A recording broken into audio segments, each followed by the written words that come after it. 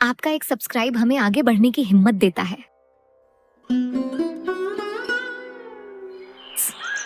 शिवपुर गांव के चौराहे पर एक छोटा सा पुराना ठेला था। वो ठेला रामू का था, जो उसके परिवार का गुजारा चलाने का एकमात्र सहारा था। रामू पिछले कई सालों से उस ठेले को चला रहा था, हर मौसम की मार झेलता हुआ। वो रोज सुबह सूरज निकलने से पहले उठता, मंडी जाकर सबसे ताजे आलू और सब्जियां चुनता और बड़ी मेहनत व लगन से पाव भाजी का मसाला तैयार करता था। रामू के हाथों में स्वाद का जादू था। जो भी उसकी पाव भाजी खाता, उसकी तारीफ किए बिना नहीं रह पाता था। लेकिन वक्त बदल रहा था और किस्मत उसका साथ नहीं दे रही थी। पहले उसके ठेले पर सुबह से शाम तक ग्राहकों की लंबी लाइन लगा करती थी। बच्चे, बड़े, बूढ़े सब चाव से उसकी पाव भाजी खाते थे। लेकिन अब हालात पूरी तरह बदल चुके थे। गांव में तरक्की के साथ साथ 2-3 नए और बड़े आधुनिक होटल खुल गए थे। उन होटलों की चकाचौंध, बड़ी और चमकदार दुकानें, रंग बिरंगी लाइटिंग और आकर्षक सजावट देखकर गांव के लोग वहीं जाने लगे थे। वे अब उस छोटे से साधारण ठेले पर खड़े होकर खाना पसंद नहीं करते थे। इन नए होटलों के कारण रामू के ठेले पर ग्राहकों का आना लगभग बंद हो गया था। दिन भर तपती धूप में इंतजार करने के बाद भी उसके ठेले पर मुश्किल से कुछ ही ग्राहक आते थे। कई बार तो ऐसा होता कि शाम तक उसके बनाए हुए ज्यादातर पाव, संगीत और भाजी बिक ही नहीं पाते थे और उसे सब फेंकना पड़ता था। ये देखकर उसका दिल बैठ जाता था। अब उसे समझ नहीं आ रहा था कि वो अपने परिवार का खर्च, बच्चों की पढ़ाई और घर का किराया कैसे चलाए। एक दिन दोपहर के सन्नाटे में रामू हताश होकर अपने ठेले पर अकेला बैठा था।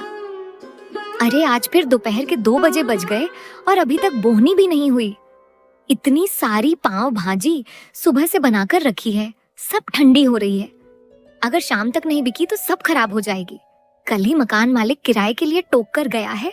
बच्चों के स्कूल की फीस भी भरनी है और घर के लिए राशन भी लाना है। समझ नहीं आ रहा कि ये सब कैसे चलेगा। लगता है किस्मत भी आजकल मेरा साथ छोड़ चुकी है। मेहनत का कोई फल ही नहीं मिल रहा। जमाना बदल रहा है, पर मुझे समझ नहीं आ रहा कि मैं क्या अलग करूं। शाम होने को आई थी, सूरज ढल रहा था, लेकिन पूरा ठेला वैसे का वैसा ही भरा था जैसे सुबह सजाया था। रामू की आंखों में आंसू आ गए। वो सोचने लगा कि अगर यही हाल रहा तो वह और उसका परिवार जल्द ही भुखमरी की कगार पर आ जाएगा। उसने आसमान की तरफ देखा और भगवान से मदद की गुहार लगाई। रात के करीब 8 बजे बज चुके थे। चारों तरफ अंधेरा छा गया था। रामू हताश होकर अपना ठेला बंद करने की तैयारी कर रहा था। वो बची हुई पाव भाजी को देखकर भारी मन से सब समेट रहा था।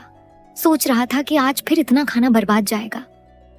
निराशा के उन पलों में रामू ने ठान लिया कि अब रोने से काम नहीं चलेगा। उसे खुद ही अपनी किस्मत बदलनी होगी। उसे कुछ ऐसा अलग सोचना होगा जो पूरे गांव में किसी ने न किया हो। रात भर रामू जागता रहा और तरकीबें सोचता रहा। तभी उसके दिमाग में एक अनोखा और क्रांतिकारी आइडिया आया।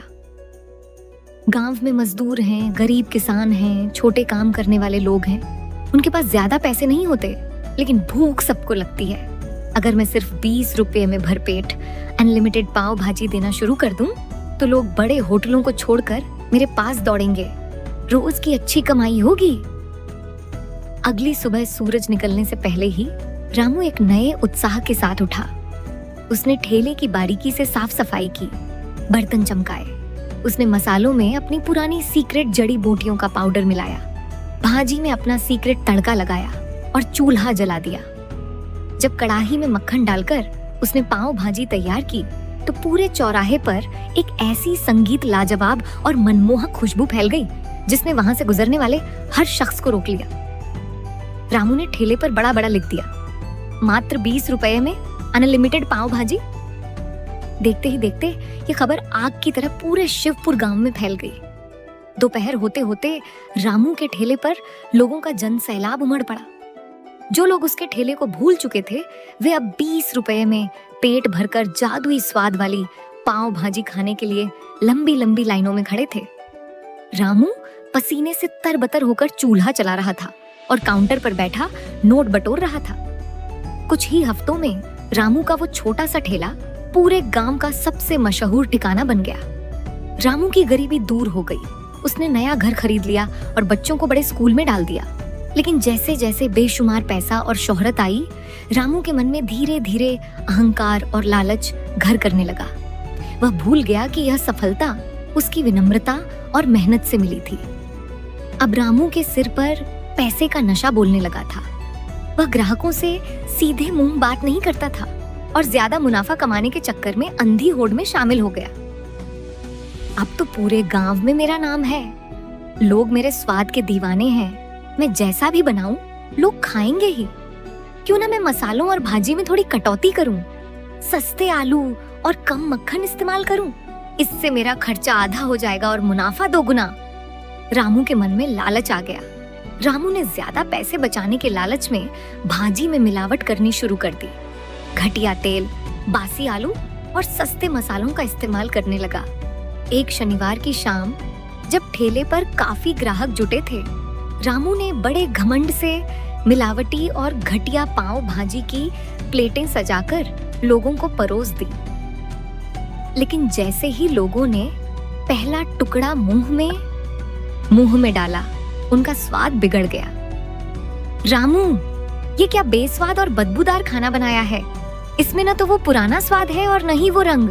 तुमने तो पैसों के लालच में खाने की क्वालिटी ही खराब कर दी। एक ग्राहक ने गुस्से में प्लेट वहीं पटक दी। देखते ही देखते चौराहे पर हंगामा मच गया। लोगों ने रामू को खूब खरी खोटी सुनाई और बिना पैसे दिए ही वहां से चले गए। लेकिन अहंकार में डूबे रामू को अपनी गलती का जरा भी एहसास नहीं हुआ।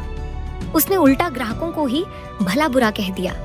अगले ही दिन से रामू के ठेले पर सन्नाटा छाने लगा। जो ग्राहक दूर दूर से आते थे, अब वे फिर से रामू के ठेले से दूरी बनाने लगे। देखते ही देखते उसकी सारी कमाई ठप्प हो गई और उसकी गुल्लक खाली होने लगी। एक दोपहर रामू अपने खाली ठेले के पास गुमसुम बैठा था।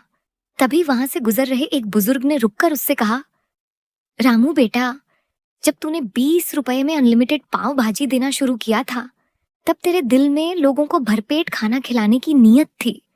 लेकिन जब जेब में पैसा आया तो नीयत में खोट और लालच आ गया। इंसान का हुनर और व्यापार उसकी ईमानदारी से चलता है, अहंकार और मिलावट से नहीं। बुजुर्ग की यह बात रामू के दिल में तीर की तरह चुभी। उसे अपनी सबसे बड़ी गलती का एहसास हो गया। उसकी आंखों से पछतावे के आंसू बह निकले। उसे समझ आ गया कि सफलता पाना जितना मुश्किल है, उसे ईमानदारी से बनाए रखना उससे भी ज्यादा जरूरी है। रामू ने तुरंत ईश्वर से माफी मांगी और फिर से अपनी पुरानी राह पर लौटने का फैसला किया। उसने बासी और घटिया सामान फेंक दिया। अगली सुबह उसने फिर से ताजी सब्जियां, असली मक्खन और अपने शुद्ध मसालों से जादुई पाव भाजी तैयार की। उसने हाथ जोड़कर गांव वालों से अपनी गलती की माफी मांगी और वादा किया कि अब कभी स्वाद और शुद्धता से समझौता नहीं होगा। गांव वालों ने भी रामू के सच्चे पछतावे को देखकर उसे माफ कर दिया। धीरे धीरे रामू के ठेले की वो पुरानी रौनक, वो लाजवाब खुशबू और ग्राहकों की लंबी लाइनें वापस लौट आईं। रामू ने सीख लिया था कि सच्ची सफलता पैसे से नहीं, बल्कि ईमानदारी, मेहनत और अपनों के विश्वास से मिलती है।